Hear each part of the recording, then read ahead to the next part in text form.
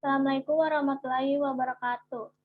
Perkenalkan, nama saya Meta Amelia, NIM akhir 327. Di sini saya akan mempresentasikan hasil penelitian saya dan kelompok saya, yaitu berjudul Reaksi Pasar Modal Indonesia Sebelum dan Sesudah Pengumuman Pembatasan Sosial Berskala Besar atau PSBB akibat COVID-19 pada industri telekomunikasi di BEI. Yang beranggota, yaitu yang pertama ada saya sendiri, yang kedua ada Muhammad Hanif, NIM akhir 326, yang ketiga ada Demega Nur Soliha 328, yang keempat Salma Afifah, NIM akhir 329, dan ada Farhan Nofaldi, NIM akhir 330. Selanjutnya di sini saya akan menjelaskan latar belakang. Latar belakang yaitu peristiwa COVID-19 merupakan salah satu wabah penyakit yang sangat meresahkan banyak masyarakat, bukan hanya di Indonesia, tapi di seluruh dunia. Penyebaran COVID-19 begitu cepat dari manusia ke manusia hingga dari suatu negara ke negara lainnya. Untuk mengatasi dampak COVID-19 ini, Presiden Jokowi telah memutuskan dalam rapat kabinet pada tanggal 31 Maret 2020 untuk menangani kasus virus corona. Ini adalah dengan melakukan pembatasan sosial berskala besar atau PSBB yang memungkinkan pemerintah daerah untuk membatasi kegiatan yang dilakukan. Pembatasan kegiatan meliputi libur sekolah dan tempat kerja, pembatasan kegiatan keagamaan, dan atau pembatasan kegiatan di tempat atau fasilitas umum. Dengan diberlakukannya PSBB, maka aktivitas perkantoran dan mayoritas di industri dilarang beroperasi dalam kurun waktu yang relatif lama, di mana hal ini telah menimbulkan kerugian ekonomi. Informasi adanya suatu kebijakan atau aturan yang baru sangat berpengaruh pada aktivitas pasar modal karena investor cenderung mengambil langkah-langkah pengambilan keputusan investasi berdasarkan fenomena yang terjadi. Pengumuman penyesuaian PSBB merupakan salah satu informasi penting yang dapat memicu reaksi pasar. Pengumuman tersebut mengindikasikan bahwa perekonomian dapat kembali ke keadaan semula sebelum pandemi COVID-19 pertama kali masuk atau kembali normal dalam kondisi baru. Selanjutnya yaitu rumusan masalah. Yang pertama, apakah terjadi abnormal return pada hari sebelum dan sesudah PSBB? Yang kedua, apakah terjadi reaksi pasar yang signifikan pada hari sebelum dan sesudah PSBB? Yang ketiga, apakah terdapat perbedaan abnormal return saham 10 hari sebelum dan 10 hari setelah peristiwa PSBB pada industri telekomunikasi di Indonesia? Selanjutnya yaitu ada metodologi penelitian. Metode penelitian yang kami gunakan yaitu menggunakan metode event study yang menjelaskan mengenai studi peristiwa. Kemudian dapat digunakan untuk untuk menguji kandungan informasi dari suatu data agar dapat diketahui data tersebut efisiensi atau tidak pada pasar bentuk setengah kuat. Selanjutnya yaitu ada jenis dan sumber data. Data yang digunakan dalam penelitian ini adalah data sekunder yang bersifat historis. Data tersebut diperoleh dari indeks harga saham gabungan atau disingkat IHSG dari BEI www.yahoofinance.com. Data-data tersebut diantaranya yang pertama ada nama perusahaan dan tanggal pengumuman stock split. Yang kedua ada harga saham penutupan hari perusahaan yang melakukan stock split dalam periode pengamatan, yaitu mohon maaf di sini kelompok kami ada kesalahan dalam pengetikan, yaitu harusnya 10 hari sebelum pengumuman stock split dan 10 hari sesudah pengumuman stock split. Yang ketiga ada jumlah saham yang diperdagangkan secara harian. Yang keempat, jumlah saham yang beredar harian. Yang kelima, ada indeks harga saham gabungan atau disingkat IASG pada periode pengamatan yang berupa saham harian. Perkenalkan, nama saya Muhammad Andi Musinin dengan NIM akhir 326. Berikut adalah penjelasan mengenai teknik pengolahan data dan pengumpulan data. Pengolahan data menggunakan teknik uji normalitas data guna mengetahui data berdistribusi normal atau tidak. Selanjutnya dilanjutkan dengan menguji hipotesis dengan menggunakan one sample test karena data yang telah dihitung melalui uji normalitas berdistribusi normal, dan terakhir menggunakan teknik analisis data varied sample test untuk menguji hipotesis lainnya. Baik, berikut ini ialah profil dari perusahaan. Yang pertama ialah PT Telkom Indonesia Tbk TLKM, badan usaha milik BUMN yang bergerak di bidang jasa layanan teknologi informasi dan telekomunikasi atau TIK dan jaringan telekomunikasi di Indonesia. Pemegang saham mayoritas Telkom adalah pemerintah Republik Indonesia sebesar 52,9%, sedangkan 47,91% sisanya dikuasai oleh publik saham Telkom perdagangan di Bursa Efek Indonesia BEI dengan kode TLKM dan New York Stock Exchange NYSE dan kode TLK. Dalam upaya bertransformasi menjadi Digital Telecommunication Company, Telkom Group mengimplementasikan strategi bisnis dan operasional perusahaan yang beroperasi kepada pelanggan customer oriented, dan transformasi tersebut akan membuat organisasi Telkom Group menjadi lebih lean, ramping, dan agile, lincah dalam beradaptasi dengan perubahan industri telekomunikasi yang berlangsung sangat cepat. Organisasi yang baru juga diharapkan dapat meningkatkan efisiensi dan efektivitas dalam menciptakan customer experience yang berkualitas. Kegiatan usaha Telkom Group bertumbuh dan berbuah seiring dengan perkembangan teknologi, informasi, dan digitalisasi, namun masih dalam koridor industri telekomunikasi dan informasi. Hal ini terlihat dari lini bisnis yang terus berkembang melengkapi legasi yang sudah ada selanjutnya. Berikutnya ialah PT XL Aksinata atau IXCL. PT XL Aksinata Tbk dahulu XL Komindo Pratama Tbk. IXCL didirikan pada tanggal 6 Oktober tahun 89 dengan nama PT Geraha Metropolitan Lestari yang memulai kegiatan usaha komersialnya pada tahun 1996. Kantor pusat IXCL terletak pada Geraha XL, Jalan DRID Anak Agung Gede Agung Dahulu, Jalan Mega Kuningan, Lot E4701, kawasan Mega Kuningan, Jakarta 12950, Indonesia. Pada tanggal 8 April 2014, XL Aksinata Tbk efektif melakukan penggabungan usaha merger dengan PT Axis Telkom Indonesia. Seluruh aset dan liabilitas PT Axis Telkom Indonesia beralih pada XL Aksinata Tbk, dan entitas hukum PT Axis Telkom Indonesia berakhir karena hukum. Berikutnya ialah PT Indosat atau ISAT.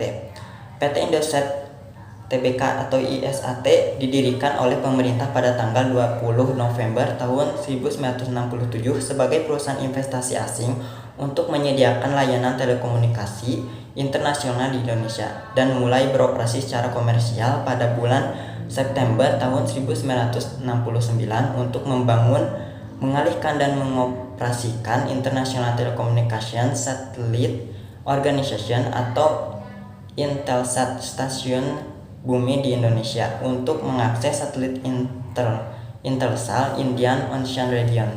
Perusahaan menyediakan layanan seluler prabayar dan pasca bayar melalui produk merek Indosat Mobile IM3 dan didukung oleh Indosat dan Indosat Internet, layanan telekomunikasi tetap. Berikutnya ialah PT Smartfren Telecom atau IDX Friend, merupakan salah satu perusahaan penyedia layanan telekomunikasi terdepan di Indonesia pada tahun 2015. Smartfren berinovasi dengan memunculkan layanan 4G Lite Advance komersial pertama di Indonesia, dan di awal tahun 2016 Smartfren kembali mencetak sejarah sebagai perusahaan telekomunikasi pertama di Indonesia yang menyediakan layanan Voice over Light atau VoLight secara komersial. Pada tahun 2017 Smartfren mengkukuhkan oposisinya sebagai penyedia layanan operator 4G terdepan melalui migrasi pelanggan CDMA menjadi pelanggan 4G, sehingga perseroan saat ini merupakan satu-satunya operator yang beroperasi di jaringan 4G sepenuhnya dengan wilayah cakupan jaringan yang luas melalui sekitar 15.000 TBTS 4G yang tersebar di 200 kota di seluruh Indonesia. Smartpen telah didaulat menjadi official telco partner untuk brand-brand smartphone global ternama. Selain itu, Smartpen juga menghadirkan pengalaman layanan data yang fleksibel melalui pilihan paket data yang bervariasi dan melalui smartphone Android Max dan MIFI modern. Perkenalkan, nama saya Farhan Novaldi dengan NIM 511201330. Di sini saya akan menjelaskan profil perusahaan pada PT Tower Bersama atau tbig.jk. PT Tower Bersama Infrastruktur (TBK) merupakan perusahaan induk dari Tower Bersama Group. TBIG didirikan pada tahun 2004 dan sahamnya tercatat di Bursa Efek Indonesia sejak tanggal 26 Oktober 2010. Tower Bersama Group merupakan salah satu perusahaan menara independen terbesar di Indonesia. Kegiatan usaha utama perseroan adalah menyewakan tower space pada situs sebagai tempat pemasangan perangkat telekomunikasi milik penyewa untuk transmisi sinyal berdasarkan skema perjanjian sewa jangka panjang melalui entitas anak.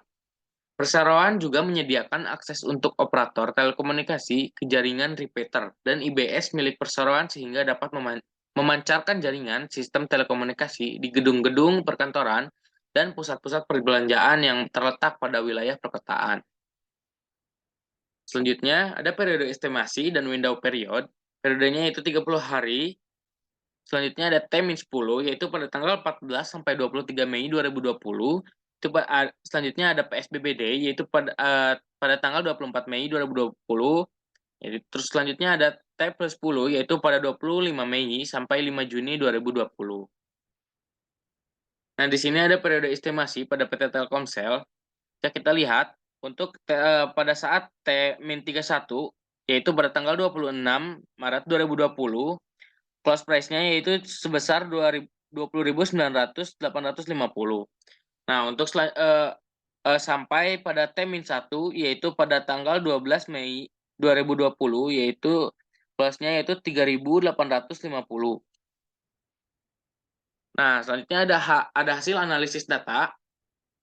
Untuk pada window period T-10, itu abnormal return-nya sebesar minus 0,0445.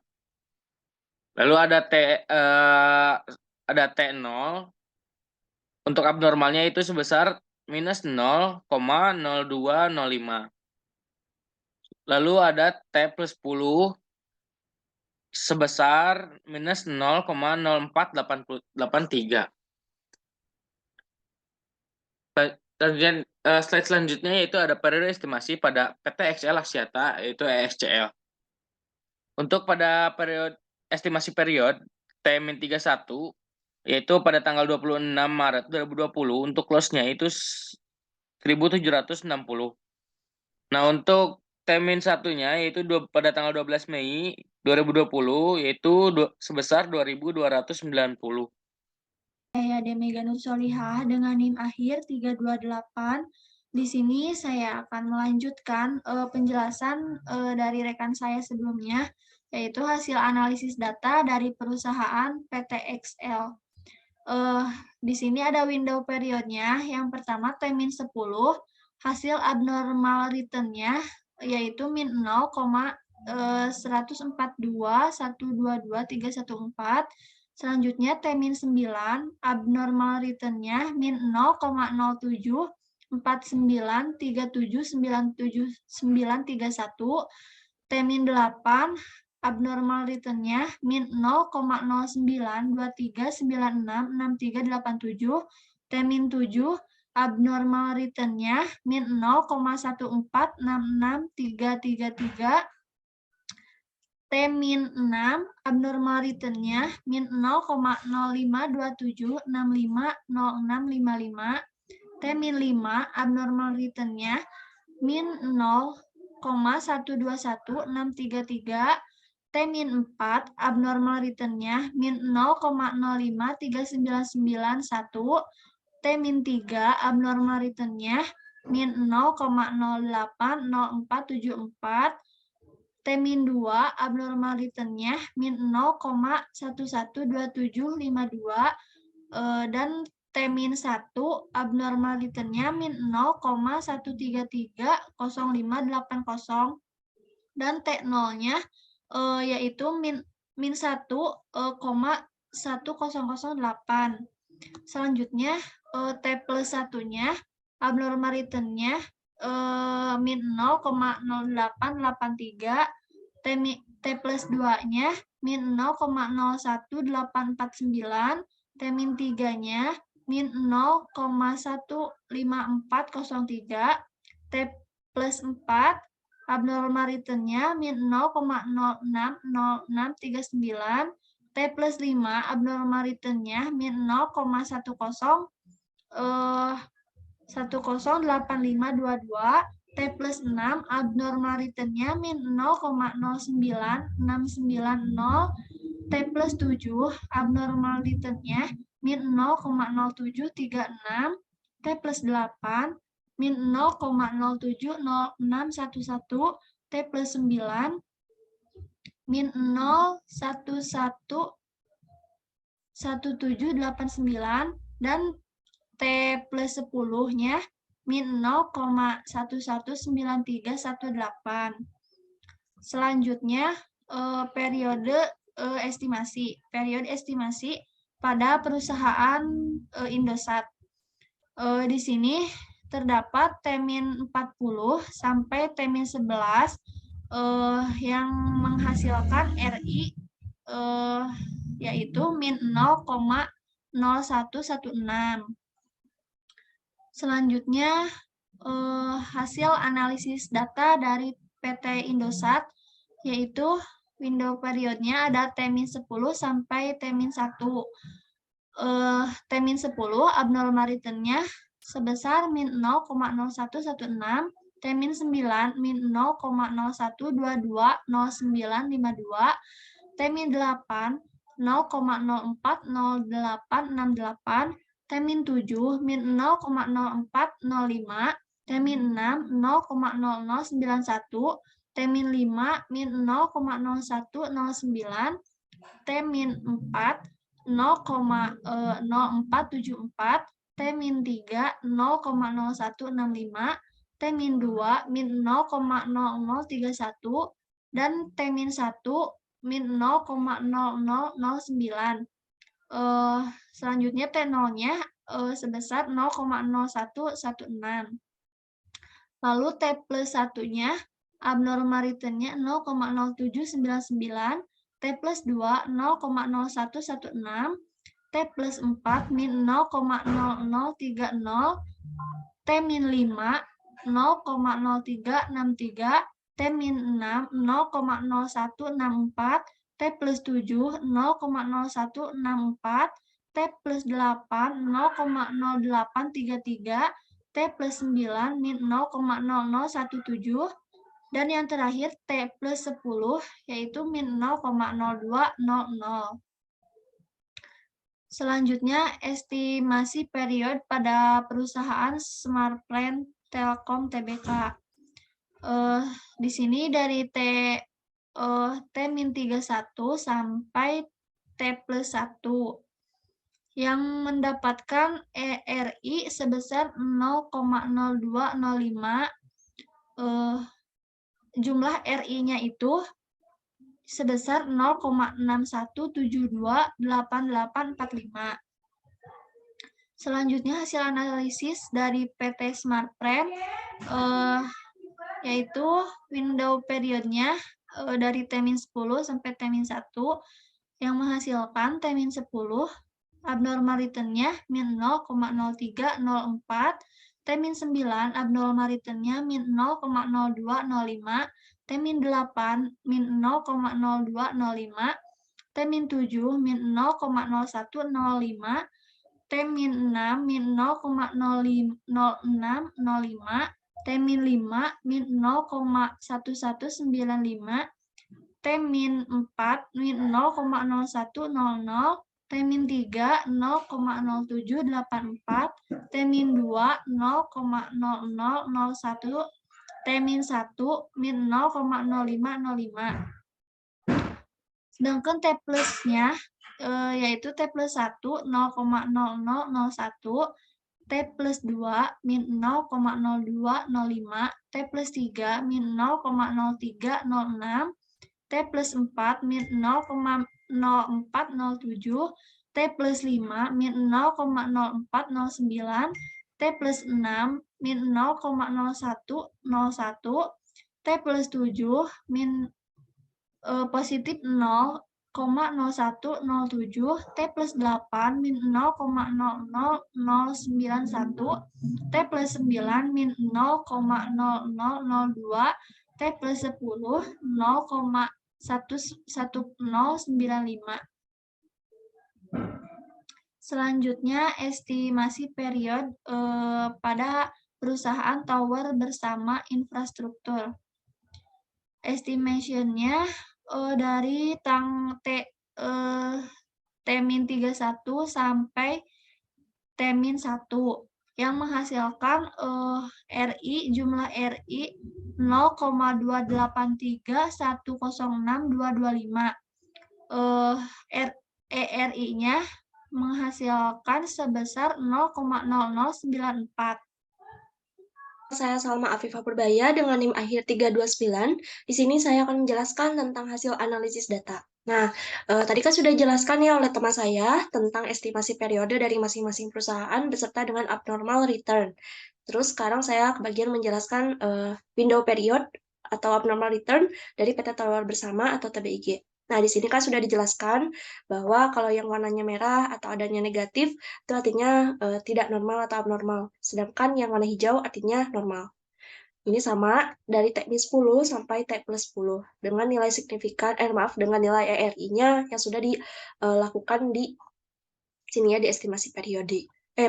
Nah, setelah kita melakukan perhitungan data dari estimasi period dan abnormal return, maka kita melakukan rekapitulasi abnormal return, pengumpulan data untuk diolah. Nah, caranya adalah dengan memasukkan tiap-tiap abnormal return dari masing-masing perusahaan, dari Telkomsel, kemudian XL, terus Indosat, terus Smartfren, dan TBIG. Setelah dimasukkan, kita masukkannya berbeda dengan ini ya. Jadi, kalau direkapitulasi itu dimasukkannya secara horizontal ke arah kanan, tapi tetap dari T plus 10 sampai dari T-10 sampai T plus 10. Nah, setelah dilakukan ini, kita melakukan average. Average itu yaitu rata-rata ya. Kita melakukan rata-rata dari abnormal return yang sudah kita masukkan data di sini. Nah, setelah selesai melakukan ini, baru kita bisa melakukan uji-uji ya. Nah, pertama ada uji normalitas data bertujuan untuk mengetahui apakah data itu berdistribusi normal atau tidak. Nah, kalau misalkan di sini saya menggunakan nilai signifikan sebesar 5%. Artinya kalau nilai signifikannya di bawah 0,05 artinya tidak normal, tapi kalau di atas 0,05 artinya normal. Di sini ada beberapa yang tidak normal ya, bisa dilihat. Sebenarnya hasil SPSS-nya seperti ini, cuma saya membuat sebuah kesimpulan berbentuk ini ya, bisa berbentuk tabel supaya bisa dibaca. Nah, ternyata AR sebelum dan AR sesudahnya itu berdistribusi normal, maka keduanya bisa dilakukan uji paired sample t-test nanti. Nah, sebelum ke paired sample t-test, kita melakukan dulu uji one sample t-test untuk mengetahui kira-kira tiap-tiap sampel atau tiap-tiap hari di data ini tuh signifikan atau tidak nih kepada peristiwa. Kira-kira berpengaruh atau tidak gitu si PSBB ini terhadap peristiwa gitu. Nah, di one sample t-test kita tidak memasukkan AR sebelum maupun AR sesudah. Jadi kita hanya memasukkan dari T-10 sampai T plus 10 ke software SPSS. Nah, setelah dilakukan maka saya membuat sebuah kesimpulan berupa tabel di sini. sama memiliki nilai signifikan 0,05% juga. Kalau di bawah artinya tidak normal atau tidak signifikan. Kalau misalkan di atas artinya signifikan atau normal gitu ya. Nah, di one sample test ini ternyata ada beberapa yang signifikan ya. Berarti ada beberapa hari yang ternyata berpengaruh terhadap maaf, artinya ada beberapa hari tentang PSBB itu berpengaruh terhadap reaksi pasar saham. Nah, ternyata di sini ada T-7, T-5, T+3, dan T+9 yang ternyata signifikan, artinya bereaksi terhadap pasar gitu ya. Nah, selanjutnya setelah melakukan one sample t-test, kita melakukan paired sample t-test dengan memasukkan data AAR sebelum dan AAR sesudah. Karena datanya berdistribusi normal, maka kita melakukan paired sample t-test. Tapi kalau nggak berdistribusi normal, itu beda, bukan paired sample t-test ya. Nah, setelah kita memasukkan, ada nih nilainya ternyata 0,989. Semuanya dari mulai uji normalitas, one sample t-test, sama paired sample t-test, di sini saya menggunakan nilai signifikan 0,05 atau 5% ya. Artinya kalau di bawah 5% ditolak, ditolak, kalau di atas itu diterima. Nah, ternyata ada kesimpulan nih di sini. Ternyata H0 tidak terdapat perbedaan abnormal return sebelum dan sesudah PSBB 2020. Sedangkan HA-nya terdapat abnormal return sebelum dan sesudah PSBB 2020. Untuk kesimpulan hasil dari data ini akan dijelaskan oleh teman saya ya dalam slide pembahasan. Baik sampai situ saja ya penjelasan saya. Terima kasih atas waktunya. Saya kembalikan kepada teman saya. Wassalamualaikum warahmatullahi wabarakatuh. Selanjutnya yaitu ada kesimpulan dari penelitian ini, yaitu berdasarkan hasil penelitian ini tidak adanya pengaruh yang signifikan pada peristiwa PSBB terhadap abnormal return saham pada perusahaan telekomunikasi yang terdaftar pada BEI sebagai suatu instrumen ekonomi pasar modal juga tidak terlepas dari berbagai pengaruh peristiwa maupun fenomena lingkungan. Hal tersebut tentu tidak dapat dipisahkan dari aktivitas bursa saham.